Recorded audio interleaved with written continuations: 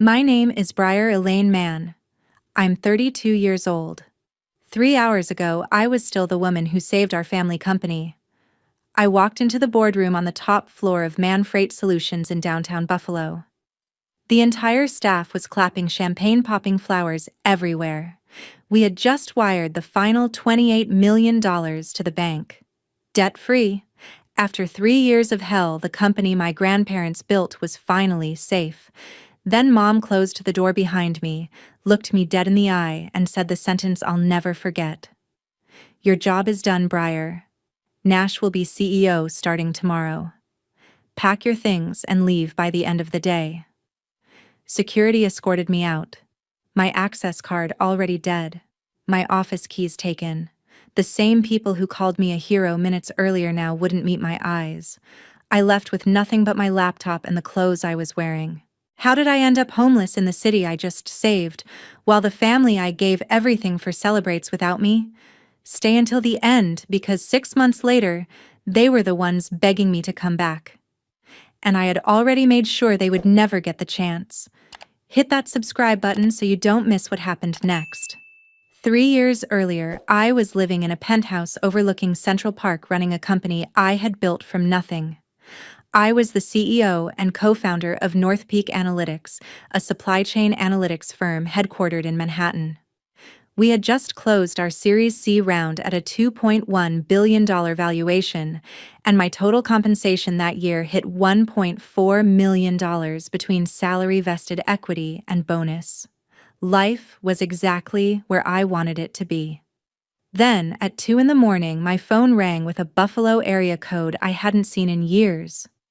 Dad was on the other end, his voice cracking the moment I picked up. He could barely get the words out between sobs. Mann Freight Solutions, the trucking and logistics company my grandparents started in 1974, was drowning. $28 million in debt, banks circling foreclosure notices already filed. If nothing changed within weeks, everything would be gone. The legacy, the jobs of 400 people, the family name. Before I could even process it, Mom took the phone. Her tone was calm, measured the way it always was when she wanted something. You're the only one who can save the family legacy, Briar. Please come home. They didn't ask. They begged. They reminded me how I had always been the responsible one, the one with the golden touch. The one who owed it to the generations before me. I heard the same words over and over: family first, blood is thicker, we sacrificed everything for you. I told my board the next morning that I was taking an indefinite leave. I sold enough of my North Peak shares to keep my co-founder from panicking, signed the paperwork handing day-to-day control to my president, and booked the first flight to Buffalo. When I landed at Buffalo Niagara International, the cold November air hit me like a warning I chose to ignore. Dad and Mom picked me up in the old Suburban. They both hugged me so hard it hurt, tears streaming, thanking me before I had even agreed to anything concrete. 2 days later, I walked into the headquarters on Delaware Avenue for the first time in almost a decade. The place smelled the same diesel coffee and desperation. I sat across from the bank officers, looked at the numbers, and knew they weren't exaggerating. We had 90 days, maybe less. I accepted the title of interim CEO on the spot with zero salary and zero guarantees. My parents promised that once the company was stable, everything would be made right: shares, compensation, the house they still kept for me. I believed them because I wanted to, because that's what you do when the people who raised you are drowning and hand you the only rope they have. I moved into the spare bedroom at their place in Amherst, shipped a few boxes from New York, and started working the next morning at 5. My Manhattan wardrobe got swapped for jeans and company polos. 16-hour days became normal, then 18, then 20. I negotiated with lenders, rewrote contracts that were bleeding us dry, brought in new clients who had never heard of Mann Freight before I cold called them from a cubicle that still had someone else's family photos on the desk. Every time I asked about bringing in outside help or hiring a proper turnaround firm, Mom shut it down. We only trust family, Briar. You can do this. So I did it alone because that was the deal, because I still believed family meant something. Within 6 months, we stopped the bleeding. Within 18, we turned the first profit in 4 years. And every single night I came home bone-tired, Mom would squeeze my hand and say the same thing. "You're saving us all. We could never repay you." I believed her. I really did. The first 12 months were brutal. I was in the office by 4:30 every morning, pulling 100-hour weeks without complaint, because every day we stayed open felt like a small miracle. I laid off 38% of the workforce in the first 90 days, people who had been with the company longer than I had been alive, and I still see their faces when I drive past the closed truck stops on the 190. I personally renegotiated every carrier contract, sat in freezing warehouses at midnight, counting pallets, and spent weeks on the road sleeping in the passenger seat of semis, just to understand where the real money was leaking. Most nights I never made it home and crashed on the leather sofa in my office with the lights still on.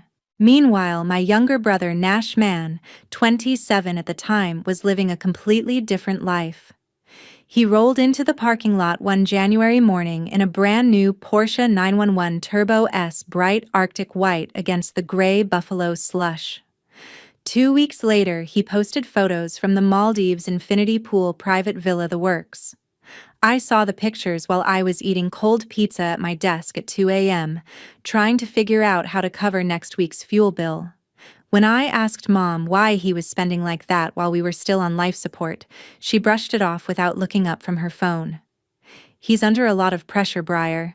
The poor kid feels useless watching you carry everything." Useless was apparently expensive. New watches, new suits, private tables at the hottest restaurants on Allen Street. Every time I brought up budgeting, Mom changed the subject to how proud she was that at least one of her children knew how to enjoy life. By month 10, we had turned the corner. Revenue was climbing, lenders stopped calling every day, and for the first time in years, the company showed black ink. I started allowing myself to think about sleep, about maybe hiring a real management team, about a future that didn't involve living out of my office. That was when Mom began dropping little comments at Sunday dinner. Nothing overt at first, just casual remarks about how Nash had always been groomed to take over one day, how he had the man look that clients trusted, how bloodlines mattered in a family business. Dad stayed quiet, staring at his plate like he had learned to do whenever the conversation turned uncomfortable. One night, after too much wine, she said it plainly while clearing the table. "Nash is the natural successor, Briar. Everyone can see that. You've done your part getting us through the crisis, but long-term this company needs someone who grew up in it." I laughed, thinking she was joking. She wasn't smiling. I told myself it was the stress talking, that once things were truly stable, she would remember who had kept the doors open. I doubled down instead of pushing back. I brought in 3 major clients from the Northeast corridor that doubled our refrigerated division overnight. I implemented the routing software I had helped design at North Peak years earlier and cut fuel costs another 11%. I worked harder because that was the only currency I thought still mattered. Nash, on the other hand, started showing up at the office more often, usually after 11, always in a fresh suit, shaking hands with the drivers and telling them everything was going to be fine now that the family was back in charge. The warehouse guys started calling him Mr. Mann, behind his back, half joking, half serious. Mom watched it all with quiet satisfaction, the way someone watches a plan fall perfectly into place. I kept telling myself I was imagining things. Families don't work like that. I was wrong. The morning we wired the final $28 million to the bank, the whole company threw a party in the cafeteria. Someone had strung up hand-painted banners that read, "Debt-free. Thanks, Briar," across the loading dock doors. The smell of fresh wings from Duff's filled the entire first floor, and the drivers who usually spent their breaks in the yard crowded around tables stacked with pizza and sheet cake. A group of mechanics I had fought to keep on payroll last year walked straight up and handed me a bouquet wrapped in blue and white Mann Freight paper, eyes shining like I had personally saved their mortgages. One of the older dispatchers, a guy who had started the same year my grandfather did, actually teared up and called me the savior of Buffalo, while the room erupted in cheers. I stood there smiling, exhausted but genuinely proud for the first time in 3 years, letting people hug me and take selfies and tell me their kids would now stay in college because overtime was coming back. Nash was nowhere to be seen. He had texted that he was handling a client lunch downtown, which everyone knew meant a 3-martini round at the country club. Mom found me near the dessert table, took my elbow with that firm grip she used when she wanted privacy, and steered me toward the small meeting room off the cafeteria. She closed the door behind us, the noise of celebration instantly muffled to a distant hum. She didn't sit. She just folded her arms and looked at me the way she used to when I was 8 and had broken something expensive. "Your job is done. Get out." The words landed so cleanly I thought I had misheard. I waited for the smile, the joke, the thank you that had to follow. 3 years of my life poured into this place. None came. I managed a laugh that sounded hollow even to me. "Mom, come on. We did it. We actually did it." She didn't blink. "Nash starts as CEO tomorrow morning. HR already has the paperwork.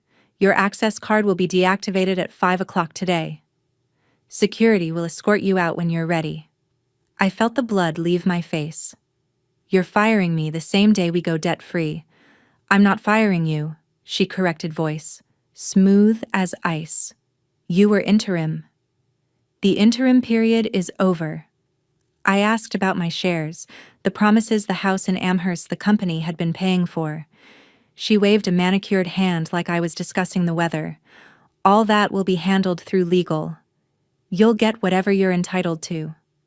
I walked back to my office on legs that didn't feel attached to my body. By the time I reached the 4th floor, my phone buzzed with an automated email access revoked, effective immediately. The electronic lock on my door clicked red when I waved my badge.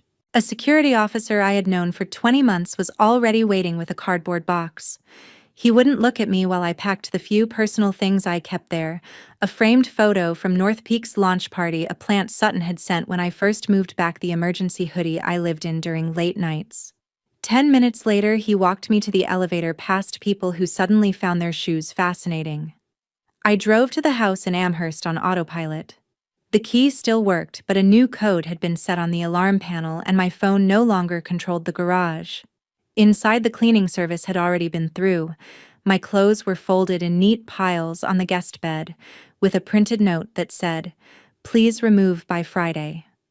I sat on the edge of that bed until the sun went down, staring at walls that used to be mine, trying to understand how the same woman who begged me to come home now wanted me gone before the ink was dry on the bank transfer. I never cried. I was too stunned for tears.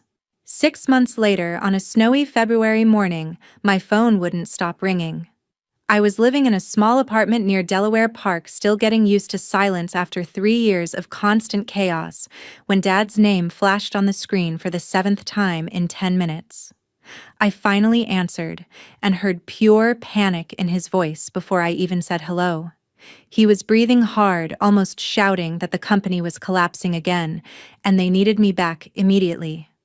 Nash had signed a 10-year exclusive contract with a national broker at rates so low the finance team was projecting a 65% revenue drop by summer. Drivers were already jumping ship, clients canceling, banks threatening to call in the remaining credit lines.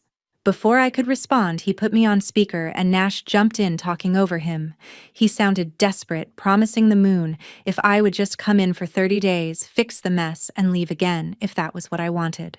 They kept saying family and legacy, and we never meant for it to go this far, like the last 6 months had been some misunderstanding instead of a calculated eviction. I let them talk until their voices ran out of steam, then told them calmly that I was no longer employed by Mann Freight Solutions and had no intention of ever being employed there again. Dad started pleading about Mom's health taking a turn. Nash threatened that hundreds of jobs would be lost if I didn't help, but I simply said I was sorry to hear that and ended the call. The phone rang again almost immediately. I blocked both numbers. That same afternoon, I contacted a forensic accounting firm on Main Street that specialized in family business disputes. I had saved every email, every text, every document from the past 3 years, and I wanted someone independent to look at the books now that I no longer had access. I paid their retainer out of the small savings I had left after selling most of my North Peak equity to survive the first months of unemployment. 3 days later, the lead accountant called me personally. He sounded careful, choosing his words the way people do when they know they're stepping on a minefield. He confirmed that the exclusive contract Nash signed was not only below market but contained termination penalties that would bankrupt the company if any party tried to exit early. He also noticed several large transfers to personal accounts that had started the same week I was removed as signatory. I asked him to keep digging and send everything to my lawyer. Sutton came over that night with takeout from the little Thai place we used to love near Elmwood. She listened without interrupting while I told her about the calls and the contract and the feeling that something much worse than incompetence was happening. When I finished, she just reached across the table and squeezed my hand the same way she had the day security walked me out. The following week, the forensic team delivered their preliminary report.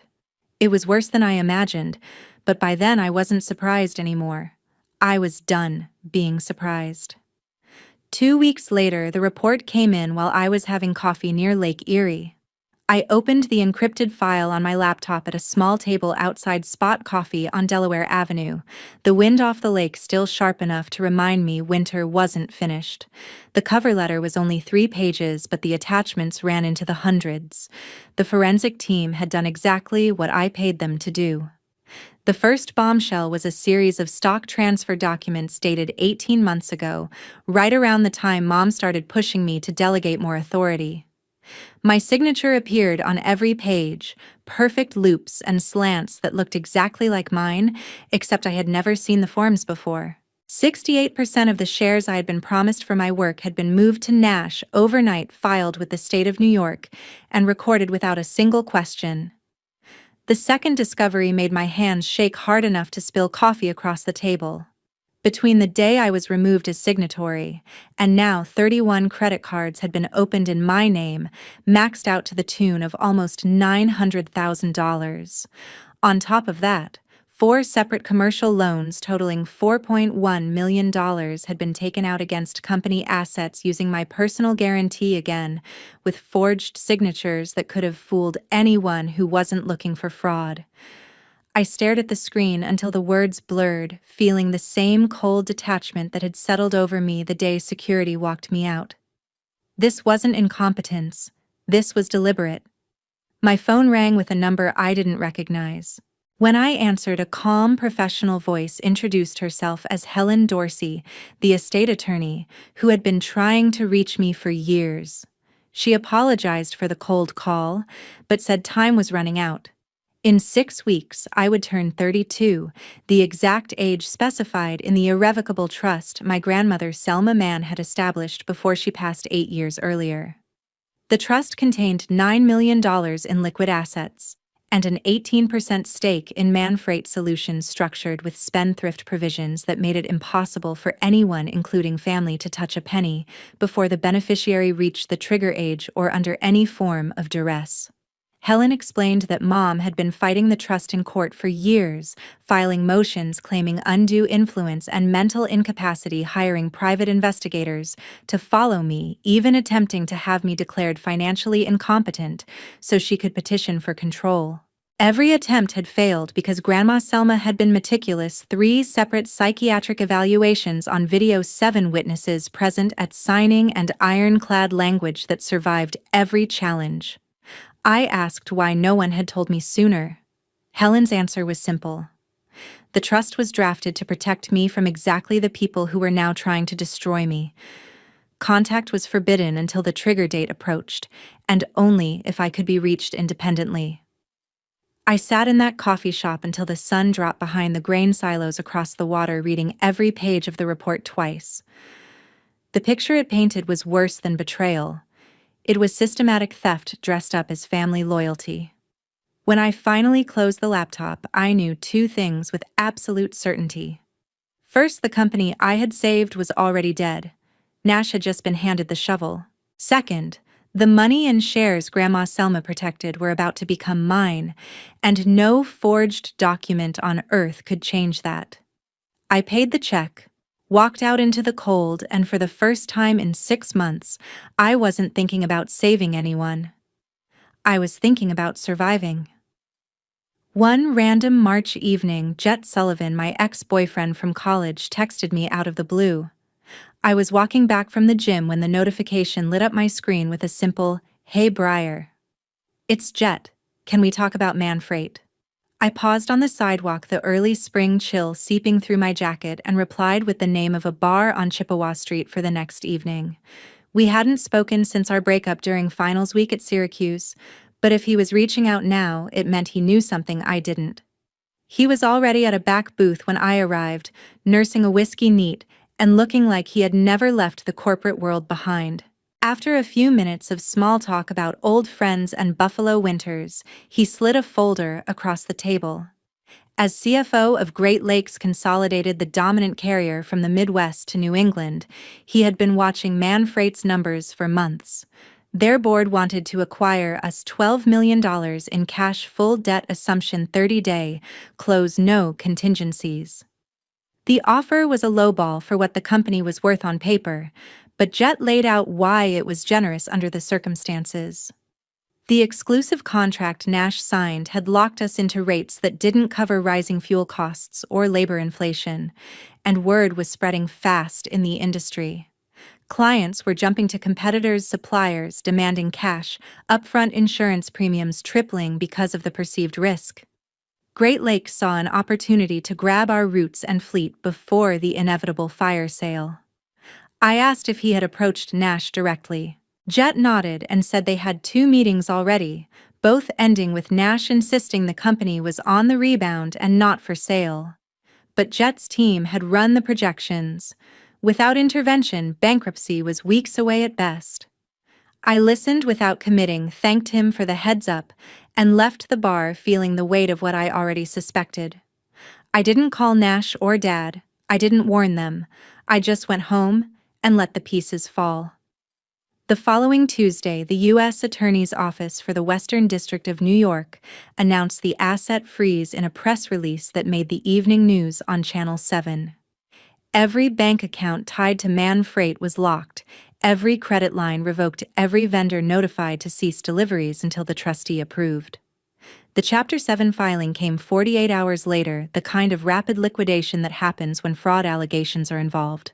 The forensic report I had commissioned months earlier had been forwarded to the authorities, detailing the identity theft and forged signatures that stripped me of my shares. The judge in Rochester didn't hesitate. The evidence was too clear, the paper trail too long. Trucks sat idle in the yard, drivers collecting their final checks from a court-appointed payroll service, the website redirecting to a trustee's notice about asset auctions. Dad managed to get through on a borrowed phone from a neighbor. His voice was broken, begging me to file an affidavit saying it was all a misunderstanding, that the signatures were authorized, that family business stayed in the family. I told him the truth was already out, and hung up before he could say more. Nash emailed from a personal account a long ramble about how he had been set up to fail, and how I owed it to the employees to step in. I forwarded it to my lawyer without replying. Mom sent nothing, which said everything. Great Lakes called Jet back to Chicago the day the filing hit the courts. The offer was off the table. No one buys a company when the feds are picking through the bones. I monitored the process from afar, reading the public filings on Pacer and watching the local Business Journal report on the fallout. Suppliers sued for unpaid invoices, unions picketed for severance. The city of Buffalo even got involved over back taxes on the property. The trustees sold the fleet piecemeal to out-of-state buyers, the headquarters leased to a call center, the name Mann Freight erased like it had never existed. All those years of work, all those nights on the road, all those cuts I made to save jobs, they evaporated in a matter of weeks. I didn't lift a finger to stop it. 14 months after I was fired on a rainy April afternoon in Buffalo, I stood across Elmwood Avenue watching the auction sign go up on my childhood home. The house in Amherst where I learned to ride a bike and celebrated every holiday looked smaller under the gray sky, the real estate banner flapping against the brick like it was already ashamed to be there. A steady stream of strangers walked through rooms that still smelled like Mom's Sunday gravy, pointing at furniture and whispering about square footage. Dad's old Cadillac sat on the curb with a foreclosure sticker across the windshield. By the end of the week, the bank took possession. Mom and Dad moved into a one-bedroom apartment above a laundromat in South Buffalo, the kind of place with coin-operated heat and neighbors who argued through thin walls. I know because the trustees' public filings listed the new address when they updated their forwarding information. Nash filed personal Chapter 7 3 weeks later. Between the credit cards Mom opened in his name to fund his lifestyle and the personal guarantees he signed on company loans, his score dropped below 500. 10 years of black marks on every credit report, no chance at a decent apartment or car loan. He took a job driving for a small outfit in Rochester just to keep the lights on. My 32nd birthday came and went quietly. Helen Dorsey wired the full $9 million from the trust the same day, along with the 18% stake in whatever was left of Mann Freight, which the trustee valued at exactly $0. I paid off the fraudulent debt that had followed me, closed every poisoned account, and watched my own credit climb back into the high 700s within months. I accepted an offer to return to North Peak as executive chair, with a package that made my old compensation look modest. 2 months later, I was back in Manhattan, subletting a place on the Upper West Side, with windows that actually opened and a doorman who smiled when I came home. I blocked every number that had ever belonged to Mom, Dad, or Nash. No letters forwarded, no social media, no accidental run-ins at the grocery store. Complete radio silence. Some families are bound by love and mutual respect. Mine was bound by what they could take. I learned the hard way that saving people who don't want to be saved only teaches them how much more they can demand. Blood doesn't entitle anyone to your future, and loyalty that only flows one way isn't loyalty at all. Some families aren't worth saving. Thank you for staying with me until the end of this story. If anything here resonated with you, or if you've ever had to walk away from people who were supposed to protect you, please share your thoughts in the comments. Your experience might be the strength someone else needs today. Take care of yourselves. You deserve relationships that lift you up, not ones that bleed you dry.